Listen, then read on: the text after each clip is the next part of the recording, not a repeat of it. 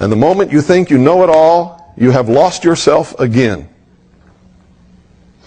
It's one of the major things that I've discovered in my life.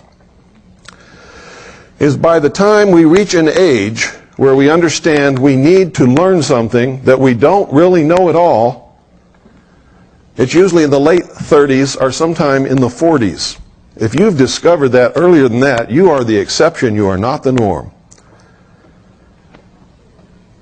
Because isn't it true that during the first years of our life, we're just discovering the world around us? We're subject to the authority of our parents. And Doyle, why don't you go ahead and put it up here? It won't bother me a bit. All right. We're subject to the dictates of our parents, the authority of our parents, our preacher, our minister,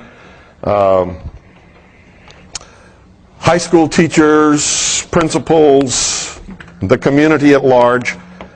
And isn't it true that during those years we're basically trying to serve some sense of discover who we are and what the world is about, and not really what the truth is?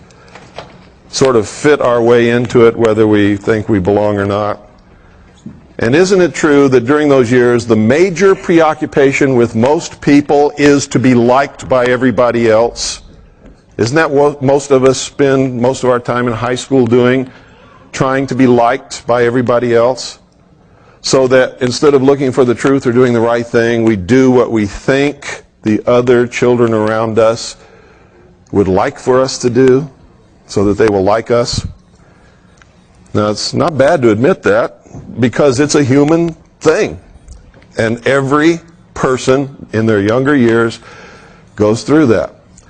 Then we get into our later teens and our early 20s, and what is the major preoccupation on everybody's mind? Sex, right? Anybody who says no, I'll call them a liar to their face. It's sex. Whether you'll admit it or not, it's the truth. And because to be involved in that activity, or to have someone, whether you're involved in actually having sex or not, but the sexuality of being with someone else, you have to have a job. And you have to have a car. And you have to be able to talk the talk and walk the walk, right? So that takes up our life. And then sometime, usually in the later 20s, some guy sets out to get a girl and she traps him. Right? So they get married.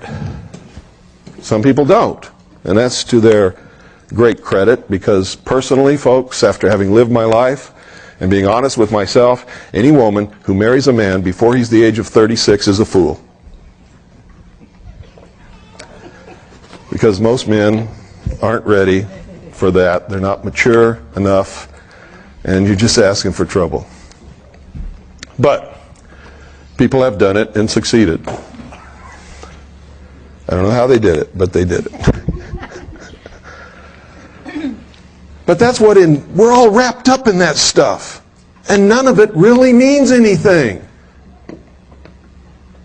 Because it's all going to happen to you anyway. If you are just doing the right thing, you're going to attract the right people.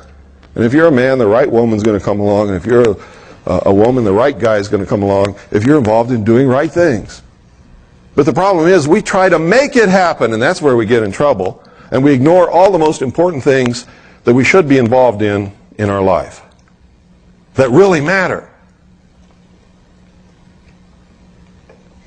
Because these other things are just natural things that are going to happen.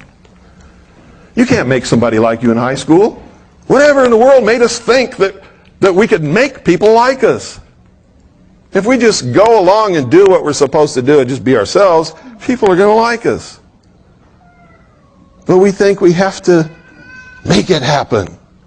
Or we think if we do this or we do that, Susie's going to like us more, and we're going to have the hot date we've always dreamed about.